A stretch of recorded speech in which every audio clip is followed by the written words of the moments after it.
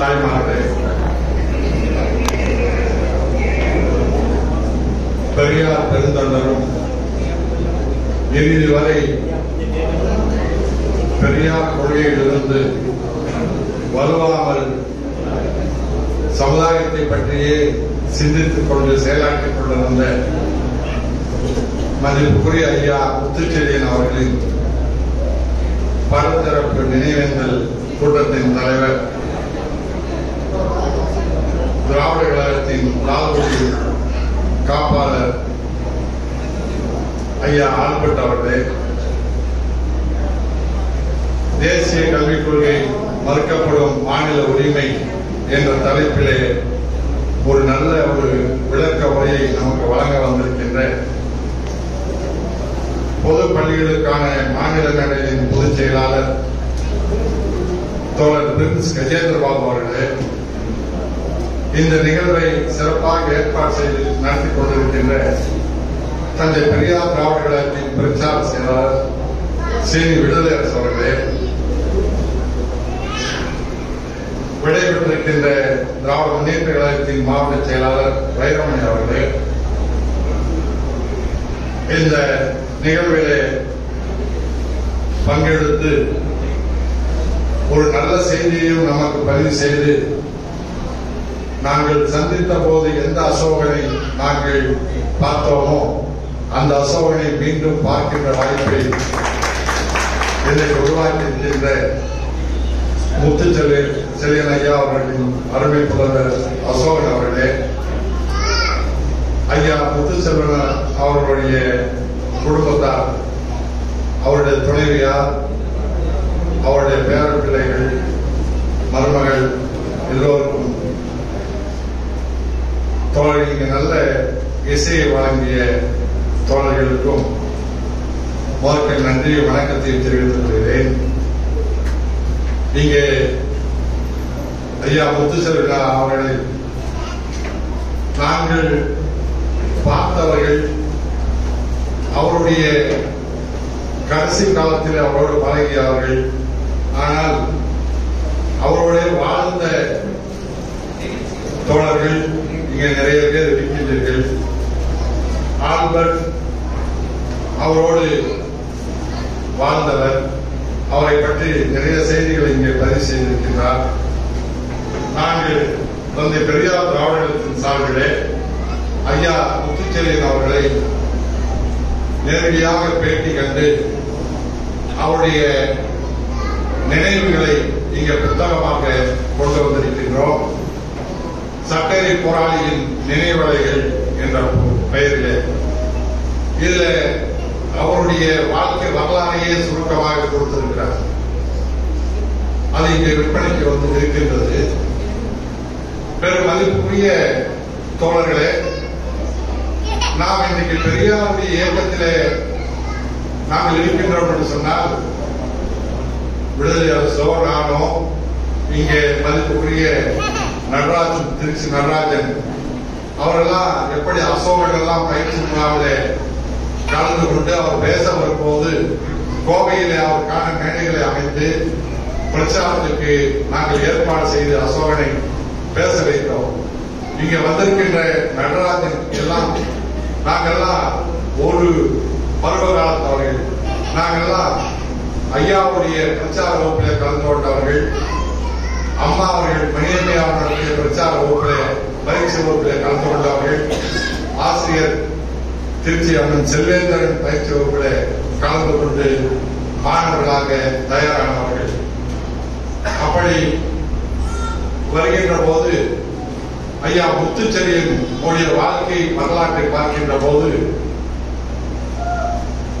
ஒரு கருப்பு சட்டைக்காரன் பெரியாரை ஏற்றுக்கொண்டால் உண்மையான கருப்பு சட்டைக்காரன் எப்படி வாழ்ந்திருப்பான் என்பதற்கு மிகப்பெரிய உதாரணமாக நமக்கு விளங்குகின்றவர் ஐயா முத்துச்செழியன் அவர்கள். அவருடைய குடும்பத்திலே ஒரு 5-6 குழந்தைகள் பிறக்கின்ற போதும் இடையிலே அவருடைய அவரோடு பிறந்த குழந்தைகளிலே பல பேர் இறந்துவிட்ட நிலையிலே இவர் தங்க வேண்டும் என்று அன்றைக்கு இருக்கக்கூடிய வைதிக எண்ணத்திலே அவருக்கு பிச்சைன்னு பேர் வைக்கிறாங்க. அந்த நிலையில் அவருடைய தாயார் மறைந்து விடுகிறார். அவருடைய தந்தை இன்னொரு திருமணம் செய்து கொண்டு அந்த சின்னம்மா இவரை வளர்க்கிறார். இடையில அந்த பிச்சைங்கிற பேரையும் மாற்றணும், எவனை ஏமாற்றணும். அவர் சொல்ற எவனை ஏமாற்றணுக்காக என்னோட தாத்தா பேரை வச்சாங்க, கிருஷ்ணன் பேர் வச்சாங்க அப்படின்னு சொல்றாரு. ஆனால் அவர் வாழ்க்கையில பெரியார் ஏற்றுக்கொண்ட பின்னால் தன்னுடைய பெயரை செலியன் மாற்றுகிறார். தமிழ் பெயர் வைக்கிறதுக்காக செலியன் பேர் மாற்றுகிறார். இதெல்லாம் எப்போ தொடர்ந்து 14 வயதுல 14 பள்ளி பருவத்துல அவர் பெரியாரின் மீது ஈர்ப்பு பண்ணார். அப்போ பெரியாரின் மீது அவர் நேரடியாக பெரியாரை பார்த்து வரல, பெரியாரை ஏற்றுக்கொண்ட தொண்டர்களை பார்த்து வர்ற. அதுல உங்கள் ஆளுநரி தேவசகாய் அவரும் மாணவர் தான். ஆனா அப்பா பெரியாருடைய இயக்கத்தில் இருக்காருதான், விவசாயத்துல அப்பா. அவரு தேவசகாயமும் பள்ளி பருவத்தில் தான் இருக்காரு. அப்படி அவரு இடையாற்று மங்கலத்திலிருந்து லால்குடிக்கு போய் அங்க படிச்சுட்டு இடையாற்று மங்கலம் வரணும். அப்படிப்பட்ட நிலையில் அவரு தேவசகாயத்தில் அவர் மாட்டு வண்டியில் வருவாராம். இவர் அந்த மாட்டு வண்டியை புடிச்சுக்கிட்டே அவர் சேருவாராம், ஊருக்கு வந்து சேருவாராம் மாணவரா. அதெல்லாம் சொல்ல வர்ற அவரு அந்த 14 வயதிலேயே தங்கராசன் ஒரு ஆசிரியர், அவருக்கு திருமணம். அந்த திருமணத்தை இவரை நடத்தி வைக்க சொல்றாரு முத்துச்செல்லியன். இவர் மாணவர். ஆனா தங்கராசு ஒரு பட்டியலின சார்ந்தவர் ஆசிரியர். அந்த பட்டியலின பகுதியில தேவேந்திர குல வேளாளர்கள் வளர்ச்சிங்கிற பகுதியில ஐயா முத்துச்செல்லியர் மாணவராக இருந்து அந்த திருமணத்தை நடத்தி வைக்கிறாரு. அது பார்ப்பனர் அங்க அக்ரஹாரம் இடையேற்ற மங்கலத்தில் அக்ரஹாரம் பெரிதாக இருந்திருக்கிறது. அது ஒட்டித்தான் இவர்களுடைய வாழ்க்கை முறையெல்லாம். அவங்க எல்லாம் போய் அவங்க அப்பா கிட்ட போய் முறையிடுறாங்க. இந்த மாதிரி பள்ளத்தேர்வுல போய் உங்க பையன் இந்த மாதிரி பண்ணியிருக்காருன்னு. இவர் வயசு 14. அவங்க அப்பா ரொம்ப வைதிகமானவர்.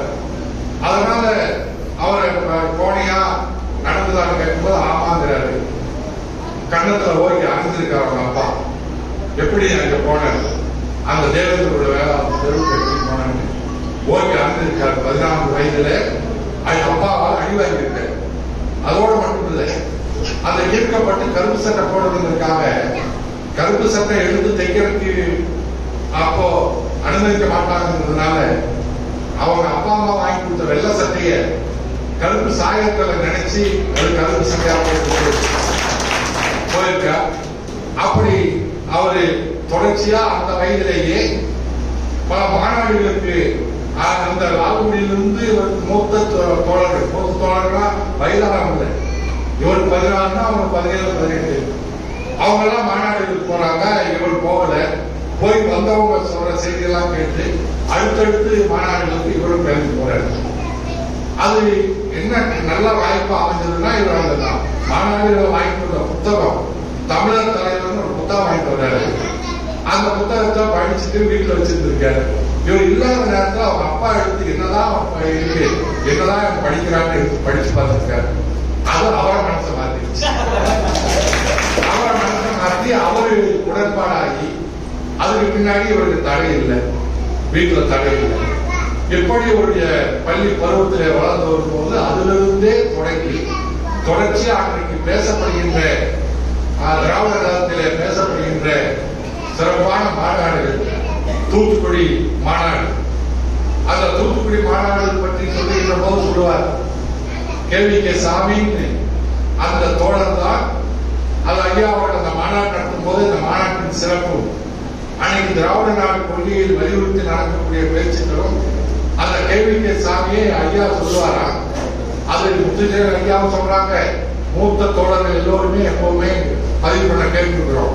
அவங்க சொல்லும் போது சொல்லுவாங்களாம், அந்த மாநாட்டினுடைய எழுச்சியும் வேகத்தையும் பார்த்துட்டு அந்த ஏற்பாடுகளை பார்த்துட்டு நமக்கு திராவிட நாடு கிடைச்சா கேள்வி சாமி நீ தான் கவர்னர் அப்படின்னு ஆளுநர் நீ தான் அப்படின்னு பதிவு செய்வாராம் ஐயா. அப்ப அப்படி அந்த நடத்துற தோழர் தேவிக்கு சாமியுடைய சிறப்பை சொல்லுவாங்க. அந்த மாநாட்டுக்கெல்லாம் ஐயா போறாரு. மதுரை மாநாட்டுக்கு போறாரு. மதுரை மாநாட்டுக்கு போகும்போது அங்கே பார்ப்பனர்கள் தீ வச்சு அந்த வைத்தியநாத ஐயர் பந்தருக்கு தீ வச்சு கொளுத்தி கருத்து சுத்த மாநாடு கொடுத்தப்படுது. அப்பவே முன்னாடியே சொல்றாங்க. அப்போ அந்த ரயில் இவரு ஏற்பாடு பண்ணி மாநாடு ஏற்பாடு பண்ணி ரயில்ல போறதுக்கு ஏற்பாடு பண்ணி ஒரு ரயிலே மாநாட்டுக்கு இருந்து ரயிலே போகும். ரயிலை ஏற்பாடு பண்றாங்க. அந்த ரயில் ஏற்பாடு பண்ணி போகும்போது அப்பவே ரயில்வே தொழிலாளர்கள் சங்கம் தென்மலை இங்க பொன்மலையில எங்க ரயில்வே தொழிலாளர் சங்கம் கம்யூனிஸ்ட் கட்சியில ஒரு சங்கம் ரெண்டு பேருக்கு சங்கத்துக்குள்ள போட்டி. அதனால அவங்க மாநாடு தேடி அறிவிச்சா அவங்க ஸ்ட்ரைக் அறிவிச்சிருவாங்க. வண்டி ஓடாது. அதனால அதையும் மீறி இவர் பொன்மலையில இவர் திராவிட காலத்தில் இருந்த ஒரு தொழிற்சங்க டிரைவரு அவரு நான் ஓட்டுறேன்னு சொல்லி வண்டி எடுத்து வர்றாங்க. ஒரு ரயிலையே கொண்டு வர்றாங்க. அதுல எல்லாம் வர்றாங்க. வரும்போது அறிவிக்கிறாங்க, மதுரைக்குள்ள வராதீங்க, மதுரைக்குள்ள வந்தா கலவரம் பண்ணுவதற்கு பார்ப்பனர்கள் ஏற்பாடு பண்ணியிருக்காங்க. இவர் முஸ்லீம்களும் இவருக்கு சேர்ந்த நண்பர்களும் மதுரைக்கு முன்னாடியே ஒரு 2 ஸ்டேஷன் முன்னாடி இறங்கி நடந்தே மதுரைக்குள்ள வந்து மதுரையை பார்த்து சுற்றி பார்த்து போயிருக்காங்க. இப்படி அவருடைய வாழ்க்கை மாணவர் பருவத்திலேயே தொடர்ச்சியா வந்துட்டு இருக்கு. அது அப்புறம் அவர் சொல்லும்போது சொல்ற இந்த பகுதி லால்குடி பகுதியும் திருச்சி மாவட்டமும் எப்படி பெரியார் இயக்கம் செலுத்திருந்ததுன்னா மொத்தம் அந்த லால்குடியில 45 கிராமம். அந்த 45 கிராமத்துல 18 கிராமம் பெரியாருடைய கிராமமா இருந்துச்சு. 18 கிராமத்துல திராவிடர்கள் தான் இருந்தது என்று பதிவு சொல்ற. அப்படிப்பட்ட முத்துச்செழியன் தொடர்ச்சியா அந்த வயதிலேயே எஸ்எல்சி முடிச்ச உடனேயே போராட்டத்துக்கு போற பெரியார் வடவு எதிர்ப்பு மாநாடு போராட்டம் நடத்துறார் சென்னையில. அதுக்கு போயிருந்தார். போய் ஐயாவுடைய வீட்டுல போய் எல்லாரும் வீட்டுக்கு தான் போறாங்க, கலந்துட்டு போனா இவர் நானும் வரேன்னு அவர் சின்ன பையன் 15 வயசு ஆகுது. அப்பதான் எஸ்எல்சி முடிச்சிருக்கிறார். அவர் போயிட்டாரு. போனோட நானும் கலந்துக்கிறேன்னு சொல்லும் போது பெரியார்கிட்ட போய் சொல்லியிருக்காரு, ஐயா நானும் கலந்துக்கிறேங்க. ஐயா உடனே சரின்னு சொல்லுது, போய் லால்குடியில உங்களுடைய பொறுப்பாளருக்கு கடிதம் வாங்கிட்டு வா அப்படிங்கிறாரு சொல்றாரு பெரியார். இவர் என்ன செய்யறதுன்னு தெரியாம அங்கே உட்கார்ந்துட்டு வரவங்க போறவங்க எல்லாம் பார்த்துட்டே இருக்காரு. அப்ப நான் கார்பிட்டோ ஜனார்த்தனம் மிகப்பெரிய கார்பிட்டோனாலே அது ஒரு பெரிய போர் கருவி. அது அந்த அளவுக்கு 2ஆம் உலக போர்ல நடக்கக்கூடிய இது அந்த அளவுக்கு பேச்சு. ஆனா கார்பிட்டோ ஜனார்த்தனம் ஒரு பேரு. அவர் இவர் எல்லாரும் பார்த்து போறாங்க.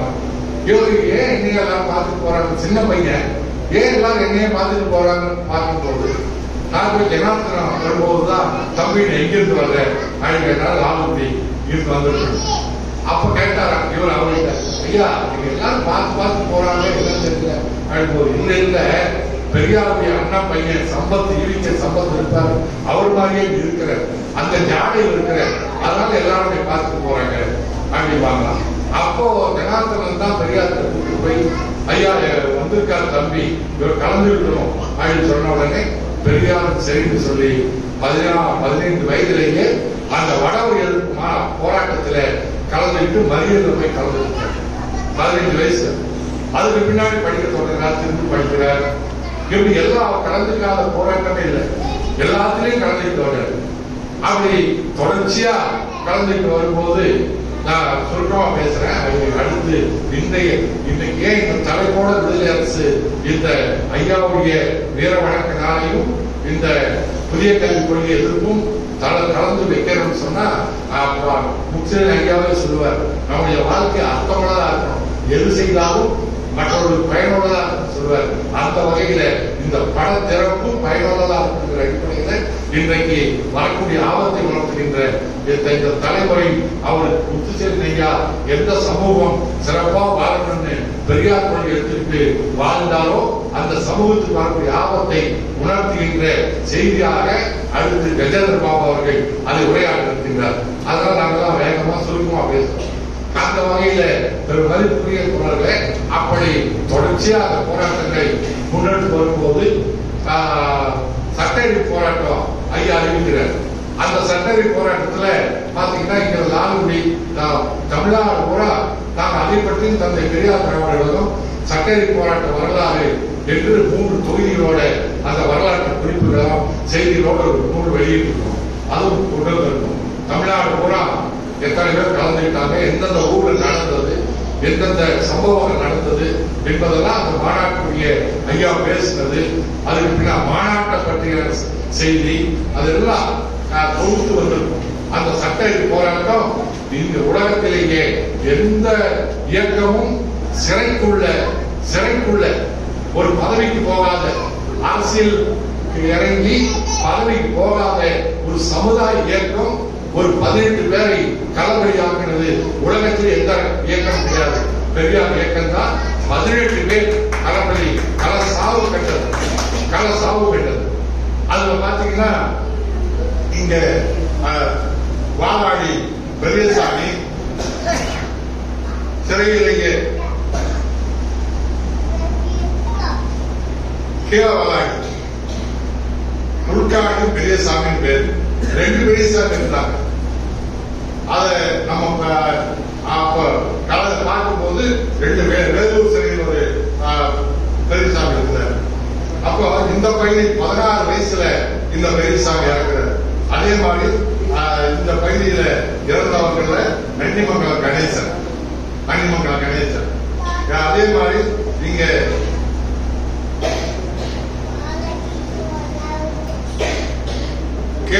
கேளவாளாடி பெரியசாமி 13 வயசுல தட்டப்பாறை சிறையில தூத்துக்குடி பக்கத்துல தட்டப்பாறை சிறை. ஏன்னா அங்க அடிச்சாங்கன்னா சிறுவர் சிறை அங்கேதான் இருந்தது. அப்போ அதனால இங்க திருச்சி சிறையில நடக்க மாட்டாங்க. அதனால அவரை மட்டும் அங்கே கொண்டு போயிட்டாங்க 13 வயசுல. இந்த தோழருக்கு ஏன்னா அன்னைக்கு 13 வயசு, இன்னைக்கு அவருக்கு 90 வயசு இருக்கும். இன்னைக்கு நம்ம ஐயா முத்துச்செழியன் வயசு இருக்கும். அதனால நம்ம இப்போ அவரை சிறுவன் சொல்ல முடியாது. அன்றைக்கு சிறுவனாக இருந்த அந்த பெரியசாமி கவர்னர் வர சிறைக்குள்ள, கவர்னர் பார்வையிட வருவார் சிறைக்கு, அவர் கட்டுப்பாடு இருக்கு. அப்ப வரும்போது சின்ன பையன், நீ வேணா நான் எனக்கு அதிகாரம் இருக்கு, உன்னை சின்ன பையனா இருக்கிற அனுப்பிச்சிடுறேன், நீ வேணா போயிடுறியா அப்படின்னு கேட்பார். கவர்னர் கேட்பார். உடனே அந்த பெரியசாமி சொல்றாரு, அந்த சிறுவன் சொல்றாரு, ஐயா நான் போயிடுறேன் சொல்றாரு, நான் போயிடுறேன். ஆனா நான் வரும்போது இன்னொரு என்னுடைய நண்பன் ஒருத்தன், நாங்க 2 பேர் வரதா இருந்தோம், தாமதம் ஆயிடுச்சு, அவன் வராம போயிட்டான், அவனையும் கூட்டிட்டு வந்துடுறேன். எப்படிப்பட்ட போராட்டம்! 13 வயசு. நான் போய் இன்னொரு நண்பன் இருந்தா அவனை கூட்டிட்டு திரும்ப ஜெயிலுக்கு வர்றேங்க. அப்புறம் தான் கொண்டு போய் தட்டப்பாறை, தூத்துக்குடியில் இருக்கக்கூடிய தட்டப்பாறையில இருக்கிறார்.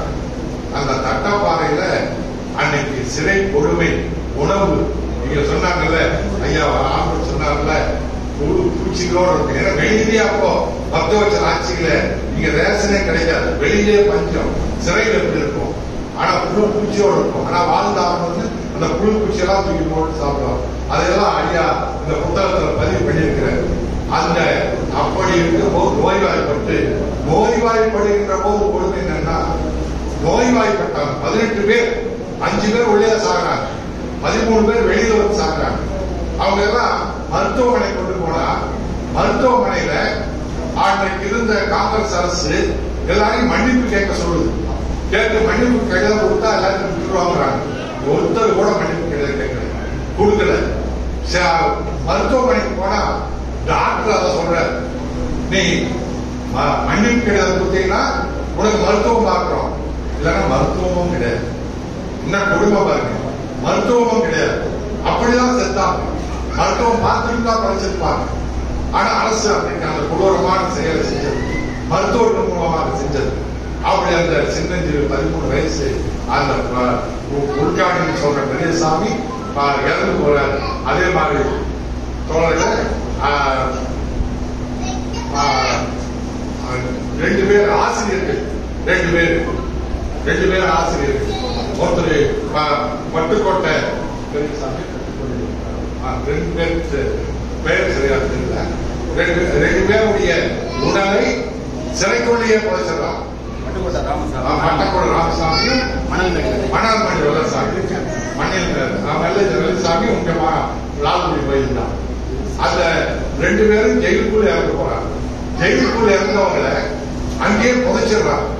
வெளியில விட்டா கலவரம் ஆயிரும், பெரிய ஏன்னா 10,000 பேர் தமிழ்நாடே நடக்குது அப்படின்ட்டு உள்ளே புதைச்சிடுறாங்க. அப்போ மணியம்மை பெரியார் சிறையில் இருக்க கட்சியை மணியம்மையார் நடக்கிறார். மணியம்மையார் வந்து அப்ப பக்தவச்சர் போலீஸ் வந்து அவர்கிட்ட போய் முறையிட கேட்கிறாங்க, நாங்க உயிரோடு அடிச்சமே, நீ உயிரோட தர வேண்டாம், பிணமாவதா பிணத்தையாவது அப்படின்னு மறியல் பண்றாங்க. அதுக்கு பின்னாடி வரலாற்றுல எந்த கட்சியும் சாதிக்காத ஒரு சமூக இயக்கம், அது பெண் தலைமையில் இயங்கின அந்த காலகட்டத்தில் புதைக்கப்பட்ட பட்டுக்கோட்டை பெரியசாமி, மணல்மேடு வெள்ளசாமி 2 பேர் உடலை திருச்சி, இந்த திருச்சியில தான் சிறையிலிருந்து தோண்டி அந்த 2 பேர் உடலையும் எடுத்து கொடுக்கிறாங்க. மணியம்மையார் அந்த உடலை வாங்கிட்டு 10,000 பேர் அன்றைக்கு ஊர்வலமாக வந்து இன்னைக்கு ஓயாமாறு சுடுகாட்டிலே அவர்கள் புதைக்கப்பட்டிருக்காங்க. நினைவு சின்னம் அங்கே இருக்கு. ஓயாமாறு சுடுகாட்டு எதுக்காக? சாதி ஒழிப்புக்காக, சாதி ஒழிப்புக்காக. அப்படி அந்த போராட்டத்தில் தான் நம்ம மதிப்புக்குரிய ஐயா முத்துச்செழியன் அவர் கலந்துக்கிறார். அவர் கலந்துகிட்டு அவருக்கு 18 மாதம் தண்டனை, 18 மாதம் தண்டனை. அந்த 18 மாதம் தண்டனையை அவர் ஏற்றுக்கிறார். யாருமே மன்னிப்பு கேட்கல. அது என்ன சிறப்புன்னா, பெரியார் ஒரு 19 முறை சிறை போயிருக்காரு. 19 முறை வைக்கத்துல கால விளந்து போட்டு வச்சிருக்காங்க. தனி கொட்டடையில் அடிச்சு நல்லா வச்சிருக்காங்க. ஆனால் ஒரு முறை கூட அவர் வக்கீல் வச்சு நான் இந்த தப்பு செய்யல, அதுக்கு காரண காரியங்களை சொல்லி அதை ஏதாவது காரணத்தை சொல்லி நான் இருந்து விடுதலை வழி இருக்கா, சட்டத்தில் இடம் இருக்கா அப்படின்னு வக்கீல வச்சுட்டு ஓட்ட வடசில் எதற்காக தேடி பார்த்து வக்கீல் வச்சு வாதாடுறதே கிடையாது. வக்கீலே வச்சதில்லை. பெரியார் 19 முறையும் வக்கீலே வச்சதில்லை. அதை விட பெரியாரை போல இன்னைக்கு பெரியாரை ரொம்ப சாதாரணமா பேசுறாங்களே, ஆனால் பெரியாரை போல ஒருவர் கூட இன்னைக்கு நாம் பார்க்க முடியாது என்று சொன்னா, இங்க ஒரு கலெக்டர் திருச்சி, அதுவும் திருச்சி தான், அந்த கலெக்டருக்கு அவர் தாழ்த்தப்பட்டவர்கிறதுனால அன்னைக்கு பார்ப்பன பத்திரிகை அவரை தவறா எழுதிச்சுன்னு அவர் கோர்ட்டு ஒரு தீர்ப்பு கொடுத்தது அவர் மேல. அந்த கோர்ட்டு ஹைகோர்ட் அந்த தீர்ப்பை எதிர்த்து பெரியார் மேடை போட்டு பேசுறாரு. அதனால அவமதிப்பு வழக்கு போடுறாங்க, நீதிமன்ற அவமதிப்பு வழக்கு. போய் அதே கோர்ட்ல போய் நிக்கிறார். நிக்கும் போது அவர் நான் பேசுறது சரி, நான் பேசுறது தான் சரி, நீங்க அன்னைக்கு சொல்லும் போது என்ன சொல்றாரு, எல்லாம் நான் தப்பே பண்ணலைங்க, மன்னிச்சிருங்க, அதாவது குறைச்சி கொடுங்க, ஏதோ ஒரு காரணக்காக வாயிலாவது கொடுங்க, நான் சுப்ரீம் கோர்ட்ல போய் பார்த்துக்கிறேன் அப்படின்னு சொல்லுவாங்கல்ல, அதெல்லாம் சொல்லல. என்ன சொன்னார் தெரியுமா, இங்க நான் இந்த பேசினதை சரி, இதுக்காக தான் இந்த பேசினேன், என்னுடைய வாதம் இதுதான், இதுக்காக நீங்க அதாவது எனக்கு எதிர்த்து பேசக்கூடிய அரசு வழக்கறிஞர் பார்ப்பனர் என்னை இன்றைக்கு ஆளுகின்ற ராஜாஜி பார்ப்பனர், இன்றைக்கு நீதிபதியை பார்த்து நீங்க ஒரு பார்ப்பனர், இவ்வளவு ஒரு பார்ப்பனர்களே இருக்கக்கூடிய இந்த நாட்டிலே இந்த நேரு பார்ப்பனர், இந்த நாட்டிலே நீதிமன்றத்திலே நான் என்ன நீதி எதிர்பார்க்க முடியும்? அதாவது அந்த புத்தகத்துல நீதி கெட்டது யாரால், அந்த புத்தகம் நம்ம பயன்படுத்தி பார்க்கணும். அதுல சொல்றாரு, பார்ப்பான் வாழ்கின்ற கருப்புலி வாழ்கின்ற காடும் பார்ப்பான் வாழ்கின்ற நாடும் ஒன்றுதான். கருப்புலி வாழக்கூடிய நாடும் பார்ப்பான் வாழக்கூடிய நாடும் ஒன்றுதான் என்று சொல்லி இதுல நான் நீதி எதிர்பார்க்க முடியாது சொல்லிட்டு இதுவரைக்கும் யாரும் சொல்லாத நீதிமன்றத்தில் கேட்காத ஒரு வரியை சொல்றாரு. என்னன்னா, நீதிபதி அவர்களே, நீங்கள் உங்களுக்கு என்னை தண்டிச்சா உங்க மனசு எவ்வளவு சந்தோஷப்படுமோ, உங்க சந்தோஷத்துக்கு உங்க விருப்பத்துக்கு எனக்கு தண்டனை கொடுங்க. யாராவது தண்டனை கேட்டு வாங்கிருப்பாங்களா? பெரியார் கேட்கிறேன், உங்க விருப்பத்துக்கு உங்க ஆசைக்கு எனக்கு தண்டனை கொடுங்க. அது கேட்டு வாங்கினார் பெரியார். ஒருபோதும் அவர்கள் ஜாமீன் வைக்கையில வச்சு வாதாடினதே கிடையாது. செஞ்சது சரி, சட்டப்படி தப்புனா வேணா தீர்ப்பு எழுதிக்கும் அப்படின்னு சொல்ற. இன்னைக்கு கூட ஏதோ ஒரு ஆடு பேசுதான் திருச்சியில. அந்த ஆடு ஒரு 2 மணி நேரம் மண்டபத்தில் வச்சிருந்திருக்காங்க. மண்டபத்தோடு கொடுக்க வேண்டியிருக்க மாட்டாங்க. இந்த மாதிரி சேர் போட்டு பேன் போட்டு அவர் வேண்டி டீ காஃபி எல்லாம் வாங்கி கொடுத்து வச்சிருப்பாங்க. அந்த 2 மணி நேரம் வச்சதுக்கு எனக்கு விமானம் லேட் ஆச்சு, நான் ஊருக்கு போகணும், எனக்கு விடுங்கன்னு ஒரு IPS அதிகாரி, நீ எல்லாம் நாட்டுக்கு வந்து ஒரு மாநிலத்தை ஆள போற, 2 மணி நேரம் மண்டபத்தில் உட்கார முடியாது. புத்திச்செறியில் இருந்த சிறையெல்லாம் அவனுக்கு தெரியுமா? எப்படிப்பட்ட சிறை? நானும் ஒரு 5-6 வருஷம் சிறையில் இருந்துட்டேன். 6 வருஷம் கூட்டி கழிச்சு பார்த்தா ஒரு 25 தடவை ஜெயிலுக்கு போயிருப்பா, தண்டனை பெற்று அதுல ஒரு 5-6 வருஷம் இருக்கும் கணக்கு போட்டா. ஆனா நாங்க போன ஜெயிலாம் பழைய ஜெயில் இல்லை, அதுக்கு திமுக ஆட்சிக்கு வந்த பின்னாடி வந்த ஜெயில். அதனால ஜெயில் எல்லாம் பெரிய அளவுல மாறிடுச்சு. உள்ள பாத்தீங்கன்னா கக்கூஸ், அந்த கக்கூஸ் தான் ஜெயில மிகப்பெரிய தண்டனை. முதல்ல அதுல எழுதி பார்ப்பாங்க, நீங்க இந்த புத்தகத்தை இது போன்ற வரலாறுகளை படிச்சா அவரே வரலாறு மட்டுமல்ல, அன்னைக்கு இருந்த சமூகத்தின் வரலாறு தெரிஞ்சுக்கலாம், அன்னைக்கு இருந்த நாட்டின் வரலாறு தெரிஞ்சுக்கலாம், அன்னைக்கு இருந்த சமூக வரலாறு, அன்னைக்கு இருந்த சட்டம், நீதிமன்றம், எல்லா மக்கள் நிலை எல்லாமே தெரிஞ்சுக்க முடியும். அப்படிப்பட்ட வரலாறு இருக்கக்கூடிய வரலாறு. அது பாத்தீங்கன்னா கக்கூஸ் இருக்காது ஜெயிலுக்குள்ள. இப்ப இருக்கிற மாதிரி பிளஸ் அவுட் எல்லாம் கிடையாது. குழி வெட்டி வச்சிருப்பான், அதுக்கு பேர் காந்தி கக்கூஸ். குழி வெட்டி வச்சிருப்பாங்க. குழி வெட்டி வச்சா பழம் போட்டிருப்பான் இடையில, 2 பழைய கடையில உட்கார்ந்து போகணும். ஒரு அந்த ஜெயில் எத்தனாயிரம் பேர்? 1000 பேர், 2000 பேர். ஒரு 4-5 குழியா வெட்டி வச்சிருப்பான். அது கூடதான் அத்தனை பேரும் போகணும். என்ன ஆகும் பார்த்தா அப்படியே கொசு ஈயா இருக்கும். உட்கார்ந்தாவே வரும், அப்படியே நாள் ஆளை தூக்கிட்டு போயிடும். அப்படிப்பட்ட கழிப்பிடம் தானே. அதே மாதிரி இதுக்குள்ள கொட்டடை தான் சொல்லுவோம். ஜெயில இருக்கிற ரூமுக்கு கொட்டடையில 2 சட்டி தருவாங்க. உள்ள காலையில 6 மணிக்கு அடிச்சா மாலையில 6 மணிக்கு அடைச்சா திரும்ப காலையில தான் திறந்து விடுவாங்க. அந்த 12 மணி நேரம் உள்ளதா இருக்கணும். அந்த 12 மணி நேரம் இருக்கும்போது ஒண்ணுக்கோ வெளிக்கோ வந்தா ஒரு சட்டி அதுல போகணும். தண்ணி குடிக்கிறது ஒரு சட்டி. நாங்கெல்லாம் அதை ஜெயிலுக்கு போனா அதுக்கு தகுந்த மாதிரி வாழ கத்துக்கணும். அதுக்காக நாங்க என்ன பண்ணுவோம்னா அந்த சட்டி 2 பேரும் பயன்படுத்த மாட்டோம். ஏன்னா சமயத்தில் மாறி போச்சுன்னா ஒண்ணுக்கு போற சட்டியா தண்ணி குடிக்கிற சட்டியான்னு தெரியாம மாறி. அதனால 6 மணிக்குள்ள போனா காலை 6 மணி வரைக்கும் தண்ணி குடிக்காம அல்லது சிறுநீர் வராம பழக்கப்படுத்திக்கணும். பகலே எல்லாம் முடிச்சுக்கணும். அப்படி சிறை வாழ்க்கையை கத்துக்கணும். அப்படிதான் அந்த கொடுமை உள்ள எல்லாம். இப்ப அப்படி இல்லை. கலைஞர் வந்தோடனே முதல் சிறையில் இருந்தோம் மிகப்பெரிய அளவில் பண்ண.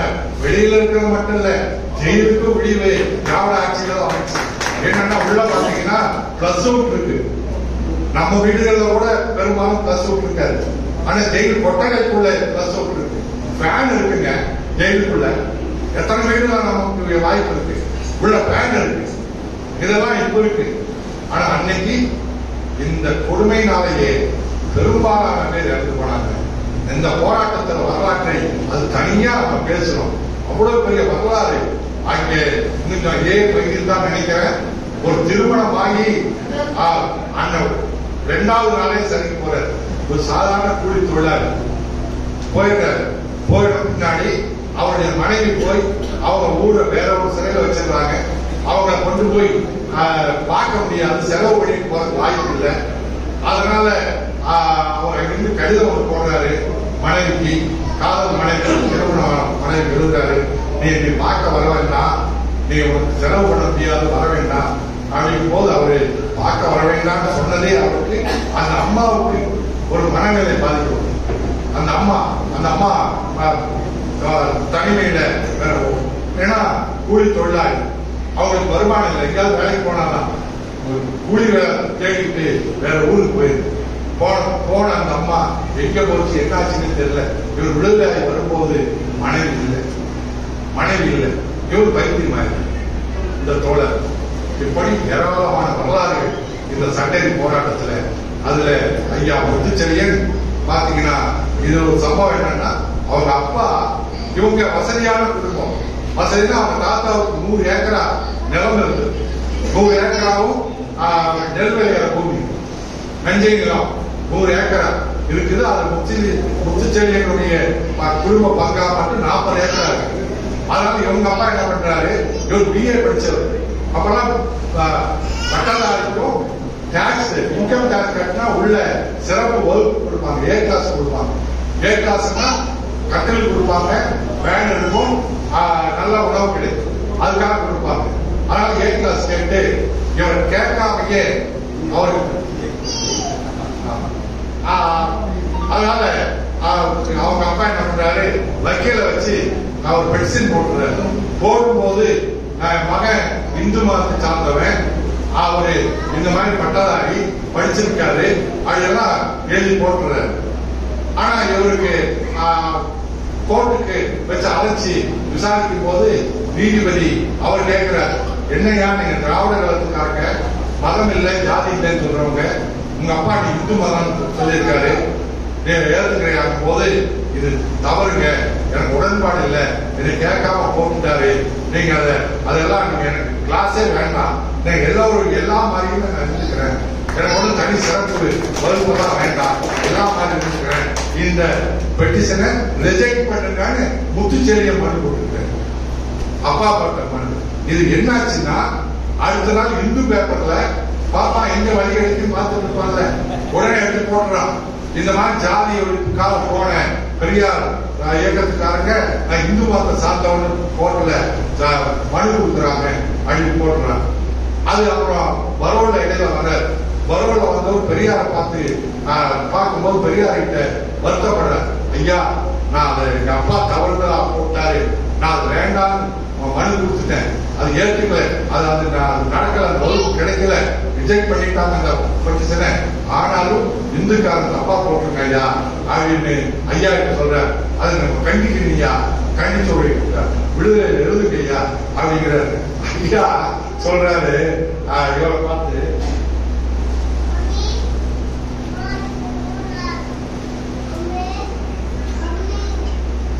பார்த்து யோ முடியா, நான் இவ்வளவு போராட்டத்தை 2-3 வருஷமா கட்டமைச்சு மாநாடு நடத்தி 10,000 பேர் ஜெயிலுக்கு அடிச்ச நானு, என்னுடைய பேர் இதுவரைக்கும் இந்துல வந்தது இல்லை, உன் பேர்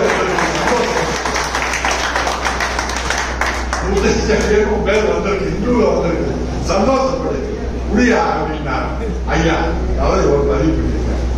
எப்படி ஏராளமான செய்திகள் அவர் போராட்ட வரலாறாக கொடுத்திருக்காரு.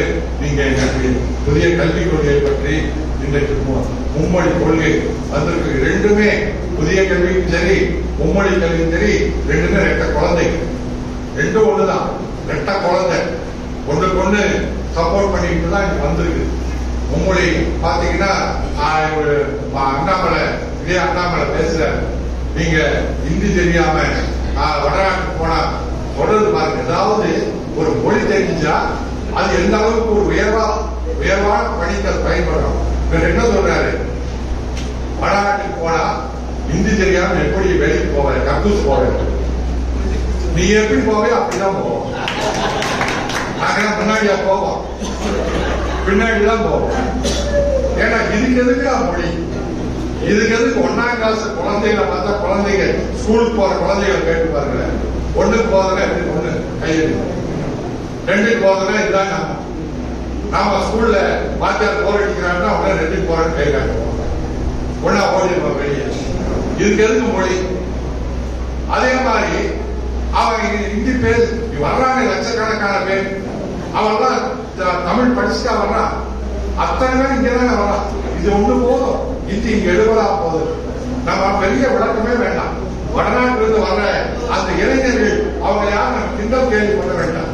அவங்க உழைப்பு நமக்கு தேவை. நம்ம தமிழ்நாட்டில பெரிய கட்டுமானங்களையும் தொழிற்சாலைகளையும் நம்ம உற்பத்திக்கு காரணமாக அந்த உழைப்பாளிகள் நம்ம பயன்படுறாங்க. நம்ம அவங்களை மதிக்கிறோம், பரிதாபப்படுறோம். அவங்க மேல ஆக்கிரம கோபம் பண்ணதில்லை. ஆனா அந்த ஹிந்திங்கிறது சொல்றா பாருங்க, அந்த ஹிந்தி அது வேண்டாம் சொல்றதுக்கு அவங்களே உதாரணம். ஏன்னா அவன் ஏன் இங்க வர்றான்? வேலை கிடைச்சா ஏன் இங்க வர்றான்? அப்ப ஹிந்தி படிச்சா வேலை கிடைக்காதவர்களுக்கு உதாரணம் அவன் தான், வடநாட்டுக்காரன் தான். அவனுக்கு பேசதான் தெரியும், எழுத படிக்க தெரியாது அந்த தோழனுக்கு. அதான் அவன் வடநாட்டுடைய நிலைமை. ஆனால் இங்க நம்ம ஏமாற்றுவது உங்களை உயர்த்துவதற்கு, உங்கள் மொழி படிச்சா உங்களுக்கு வேலை வாய்ப்பு கிடைக்கும், உயர்வு படுத்தலாம் என்பதுதான் அல்ல. இந்த நாட்டை அழிவுபடுத்துவதற்கு, தமிழ்நாட்டை அழிவுபடுத்துவதற்கு, நம்முடைய கலாச்சாரத்தை அழிவுபடுத்துவதற்கு. இப்ப பாத்தீங்கன்னா பல மொழிகள் அழிஞ்சு போச்சு. பல மொழிகள் இந்தினார். பீகார் மாநிலத்துல அது ஒரு தேசிய இனம். அந்த மொழி பீகாருக்கு நம்ம நினைச்சுக்கிறோம் ஹிந்தி தான். ஹிந்தி ஒரு தேசிய மொழியா இல்லை, பீகார் வேற மொழி. அங்க மைதிலிங்கிறது தான் பீகாருடைய மொழி. மராட்டியத்துல மராட்டியம் தான் அந்த மொழி. அதே மாதிரி ஒரிசால ஒரியாங்கிறது தான் அவருடைய மொழி. அங்கே இப்ப அந்த மொழியே இல்லை. எல்லாம் ஹிந்திக்கு பக்கத்தில் இருக்கிறதுனால எல்லாம் ஹிந்தி கத்துக்கிட்டான், ஹிந்தி பேசுறான், அந்த மொழி அழிஞ்சு போச்சு. அது ஒரு பெரிய உதாரணம் சொல்ற பாருங்க. சினிமா இருக்கு நம்ம ஊர்ல, விடுதலை அரசு தான் அழகா சொல்லுவார்.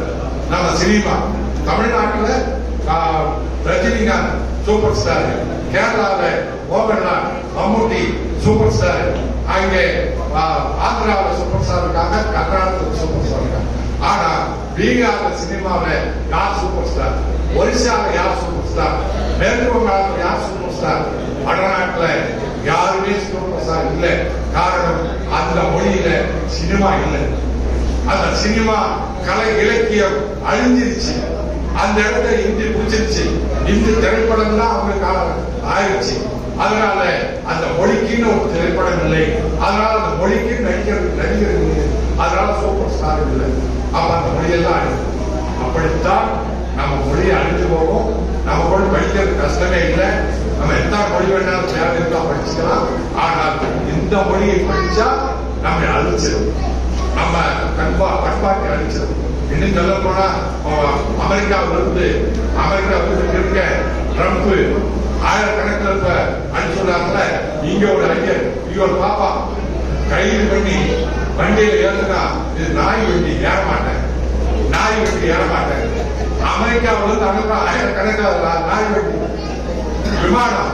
அந்த விமானம் என்ன? நாய் வண்டியும் மாடுகளும் ஏற்ற விமானம். அதுல ஏற்றி அனுப்புறான். இந்திய குஜராத்காரன் பஞ்சாப்காரன் ஏற்றி அனுப்புறான். அவங்க அதுல நான் ஏன் சொல்ல வர்றேன்னா, அங்க விலங்கு மாட்டி அனுப்புறான். அங்க வர்ற ஆயிரக்கணக்கான இந்தியர்கள ஒருத்தர் கூட தமிழன் இல்லை. ஒருத்தர் கூட அமெரிக்காவில் இருந்து விலங்கு மாட்டி அனுப்புறதுல ஒருத்தர் கூட தமிழர் இல்லை. எல்லாம் குஜராத்தி, எல்லாம் பஞ்சாபி. அப்போ என்ன காரணம்? நம்மால அமெரிக்காவில் இல்லையா என்பதில்ல, இங்கே இருக்காங்க பாருங்க. இவங்க குடும்பத்திலே 4-5 பேர் ரொம்ப வெளிநாட்டில் இருக்கிறாங்க. ஐயா புத்திச்செல்வி குடும்பத்தில் லால்குடியில 100கணக்கான பேர் இருப்பாங்க. திருச்சியில் ஆயிரக்கணக்கான பேர் வெளிநாட்டில் இருப்பாங்க. நாமெல்லாம் படிச்சு பட்டம் வாங்கி அந்த அரசை அழைச்சி நாம போய் அங்க வேலைக்கு போயிருக்கோம். அது காரணம் ஆங்கிலம், அது காரணம் இங்கிலீஷ். ஐயா சொன்னார்கள், இன்னைக்கு குழந்தைகளோட இங்கிலீஷ்ல பேசு, வேலைக்காரியோட இங்கிலீஷ்ல பேசு அப்படின்னு.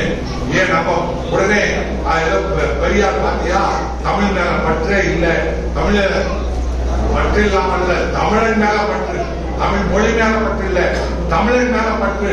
தமிழை உயரணுங்கிற ஆசை, தமிழன் உயர்வதற்கு என்ன வேணும் சிந்திச்சாரு. இன்னைக்கு நிர்மலா சீதாராமன் பாராளுமன்றத்துல பிச்சை கூட எடுக்க முடியாது பெரியார் சொன்னாரு.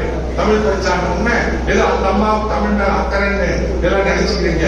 தயவு செய்து வேணா நீங்க அக்கறை போயோ அல்லது பார்ப்பன இடங்களோ கேட்டு பாருங்க, ஒரு பாப்பா கூட தமிழ் வழியில படிக்கிறது இல்லை.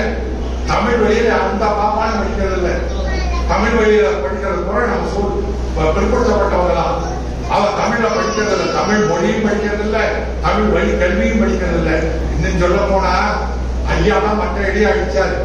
பல பேர் பேச மாட்டான், உடனே தமிழை கேவலப்படுத்துறீங்களா, தமிழுக்கு இடம் இல்லையாருன்னு கோபப்படுவாங்க. நீங்க குழந்தைகளை கொஞ்சம் விவரம் தெரிஞ்சு வளர்ந்து வரும்போது என்ன படிக்க போறேன்னு கேளுங்க, என்ன படிக்க போறேன்னு கேளுங்க. எல்லாம் இன்ஜினியரிங் படிக்கிறேன், டாக்டர் படிக்கிறேன், இப்பெல்லாம் கொஞ்சம் கொஞ்சம் மாறி வந்துருச்சு, மாறி விஞ்ஞானி ஆக போறேன் அப்படின்லாம் சொல்லும். அப்துல் கலாம் கூட அவர் கனவு காண சொன்னார் பாருங்க, கனவுட்டே போயிட்டார் அவரு. அந்த சொல்லும் போது கூட அரசியல்வாதி ஆகணும் அப்படிலாம் சொன்னார். இதுதான் குழந்தைகளுக்கு. எந்த குழந்தையாவது தமிழ் படிச்சு புலவன் ஆக போறேன் அது எந்த குழந்தையாவது சொல்லிருக்காங்க? எந்த குழந்தையாவது நான் தமிழ் படிச்சு புலவராக போறேன், பெரிய புலவராக போறேன் எந்த குழந்தையாவது சொல்லுதா? வேற ஒண்ணும் இல்லை. அது வேலை வாய்ப்பு குறைவு. அதுக்காக பெரிய வேலை வாய்ப்பு இதுல இருக்குங்கிறதுனால நான் அதுக்காக தாழ்வா நான் சொல்லல. நான் நடைமுறையில சமூகத்தில் இருக்கிற பழக்கத்தை சொல்றேன். அப்போ மற்றது டாக்டர் இன்ஜினியர் எல்லாமே ஆகும் நினைக்கிறது. அப்போ ஆங்கிலம் படிக்கணும். அதனாலதான் ஐயா ஏன் சொன்னாருன்னா, பிரிட்டிஷ்கார வந்த போது அவன் தான் வேலை வாய்ப்பு எல்லாத்துக்கும் கொடுக்கும் போது அவன் வந்த உடனே அவனுக்கு ஆங்கிலம் தெரிஞ்சது ஆங்கிலம். ஆனா ஆங்கிலம் தெரிஞ்சவன் பக்கத்தில் வச்சுக்கணும். அப்ப பூரா பாப்பான் தான் இங்க படிச்சிருந்தான், அவனை சேர்த்துட்டான். நம்மால் முதலியாரா இருந்தாலும் செட்டியாரா இருந்தாலும் தேவரா இருந்தாலும் கவுண்டர் தலித்து யாரா இருந்தாலும் நம்மால நெருங்க முடியல. காரணம் நமக்கு ஆங்கிலம் தெரியல, நம்ம படிச்சவங்க இல்லை. அதை பார்த்துதான் பெரியார் ஆத்திரப்பட்டார். ஏன் எங்க ஆள் இல்ல, எங்க ஆளுனா கருப்பு சட்டை போட்ட எங்க லட்சுமணன் இல்ல, எங்க ஆளுனா கருப்பு சட்டை போட்ட வீரன் இல்ல, இதற்காக அல்ல. எங்க சமூகத்திலிருந்து பிற்படுத்தப்பட்ட தாழ்த்தப்பட்டவங்க இல்லையே போது நீங்க படிக்கல, ஆங்கிலம் தெரியல போதுதான் ஐயா உடனே நாளைக்கே வரணும். என்ன பண்றது, மெதுவாலாம் வராத, சீக்கிரமா வா. இதற்காக இங்கிலீஷ்ல பேசு, பள்ளிக்கூடத்தை சொல்லி தரது மட்டும் பத்தாது, வீட்டிலையும் பேசு, வேலைக்காரியோட பேசு, குழந்தைகளோட பேசு. சீக்கிரமா ஆங்கிலம் கத்துக்கோ, ஆங்கிலத்தை கத்துக்கோ, அவதான் மேல வர முடியும். இதற்காக ஐயா ஆங்கிலம் கத்துக்க என்று சொன்னாரே தவிர அதனுடைய விளைவு அன்றைக்கு ஐயா சொல்லி நாடுகள் பாத்தீங்கன்னா கல்விக்கு இந்த இயக்கம் திராவிட இயக்கம் நீதி கட்சி நீங்க மாவட்ட செயலாளர் வைரமுத்து பேசினால ஆதி திராவிட பள்ளியில படிச்சேன்னு. இந்த ஆதி திராவிடர் பள்ளியில் உருவாக்குறது நீதி கட்சி தான். நீதி கட்சி தான் உருவாக்குச்சு. அவ பள்ளிக்கான தேர்வு பள்ளிகள் கட்டும் போது தயவு செய்து வரலாறு தெரிஞ்சுக்கங்க. நீங்க எல்லாரும் கல்வி கிடைச்சது, படிக்கிறோம், ஏதோ தன்னால வந்துருச்சு, அப்பா அம்மா சம்பாதிச்சு படிச்சுட்டு இருக்கோம்னு நினைக்காதீங்க. அந்த உரிமையை பெற்றுக் கொடுத்தது நீதி கட்சி, அந்த உரிமையை பெற்றுக் கொடுத்தது திராவிட இயக்கம், அந்த வழியில் வந்த பெருந்தலைவர் காமராஜர். இதனால நம்ம படிச்சோம். அது எப்படி எப்படி எல்லாம் வந்தது அப்படின்னு பார்க்கும் போது நீதி கட்சியில பள்ளிக்கூடங்களை கட்டணும்னு உத்தரவு போடுறாங்க. பள்ளிக்கூடங்கள் கட்டும் போது எப்படிப்பட்ட உத்தரவு இருக்குன்னா, ஆதி திராவிடர்கள் அன்னைக்கு பட்டியலின மக்கள் ஒரே வரைக்கும் ஆதி திராவிடர்கள் சொல்றாங்க. ஆதி திராவிடர்கள் எளிமையா படிக்கக்கூடிய வாய்ப்பா அந்த பள்ளிக்கூடங்கள் அமையணும். அகநாட்டுக்குள்ள பள்ளிக்கூடம் இருந்தா ஆதி திராவிடர்கள் உள்ள போக முடியாது. மேட்டுக்குடி மக்கள் வாழக்கூடிய பகுதியா இருந்தா ஆதி திராவிடர் உள்ள போக முடியாது. ஆதி திராவிடர்கள் எளிமையாக பள்ளிக்கு போகக்கூடிய இடமா பார்த்து தேர்ந்தெடுத்து பள்ளிக்கூடம் கட்டணும்னு ஒரு உத்தரவே போட்டது நீதி கட்சி ஆட்சிகள். ஒரு உத்தரவே போட்டாங்க. இதெல்லாம் பார்த்து போட்டாங்க படிப்புக்காக. அப்படிப்பட்ட இயக்கம் படிச்சு வந்தவங்க இன்றைக்கு. அதனாலதான் நாம இப்ப வடநாட்டுல இருந்து இங்க வேலை சொல்ல பாருங்க. அங்க என்ன பஞ்சம் வேலைக்கு போகணும், நம்ம அப்படித்தானே நம்ம போகும்போது நம்மள சொன்னாங்க. நாம் அப்படி இருந்தவங்க தானே. நம்ம சமூகம் இன்னும் அரியலூர் பெரம்பலூர் எல்லாம் அப்படிதான் இருந்துச்சு. ஒரு காலத்துல ராமநாதபுரம் மாவட்டம், புதுக்கோட்டை மாவட்டம் ஆங்கிலேயன் கப்பலா ஏற்றி ஆப்பிரிக்காவை கணிச்சான், பர்மா கணிச்சான். ஒரு கதையே இருக்கு தெரியுமில்ல, 2வது உலக யுத்தத்துல ஜப்பானும் பர்மாவும் சேர்ந்து ஒரு ரயில் பாதை அமைக்கிறாங்க. அதுல இந்த உலகம் பூரா வந்த அடிமை தொழிலாளர்கள் தமிழ்நாட்டை சார்ந்தவர்கள் ஆயிரக்கணக்கான பேர் அடிபட்டு அந்த அடிமை வேலையில அடிபட்டு கற்கள் உண்டு கால்நிலை ஒத்துக்காம காலராவில் பிளேக் நோயில கொசுக்கையில ஆயிரக்கணக்கான பேர் செத்துக்காம ஒரு கதையே. ஆயிரக்கணக்கான பேர் அந்த ரயில் பாதை அமைக்கின்ற பணியில செத்து போனோம். அப்படி ஏன் முல்லை பெரியாறு கட்டுறதுக்கு முன்னாடி இப்ப முல்லை பெரியாறுல அந்த சங்கிகளுக்கு அறிவு எவ்வளவு பாருங்க. முல்லை பெரியாருன்னு சொன்னா அதை கட்டுறது பெண்ணி போயிருக்கு. இதுக்கு எதுக்கு பெரியார் பேர் சொல்றான் அப்படின்னு சங்கியை குழப்பம். சங்கிக்கு தூங்கும் போது கூட பெரியார் நோண்டிட்டே இருப்பார். பெரியார் குறைஞ்சிக்கிட்டே இருப்பார். அது பெரிய ஆறு, முல்லை பெரிய ஆறு. அதுதான் சொல்றோம், பெரிய ஆறுன்னு தான் சொல்றோம். அவனு பெரியார் பெரியார்னே கேட்கணும், அதை சொல்றான். அப்படி அந்த முல்லை பெரியார அந்த பெண்ணிக்கு கட்டுறதுக்கு முன்னாடி ராமநாதபுரம், மதுரை அந்த மாவட்டங்கள்ல பஞ்சம், புள்ள புடிக்கு தின்னுட்டு இருந்தாங்க, எளிய தின்னுட்டு இருந்தாங்க. அந்த அளவு பஞ்சம், தண்ணி இல்லாம. இந்த தண்ணீர் எல்லாம் கடலுக்கு வீணா போகுது. அதைத்தான் கிறிஸ்தவர்கள் வந்து இந்த நாட்டை கெடுத்துட்டாங்க. இன்னும் சொல்லப்போனா ஆங்கிலேயர் கூட சொல்ல வந்தான். ஆங்கிலேயர் சொல்ல வந்தான் தான் பொருளாதார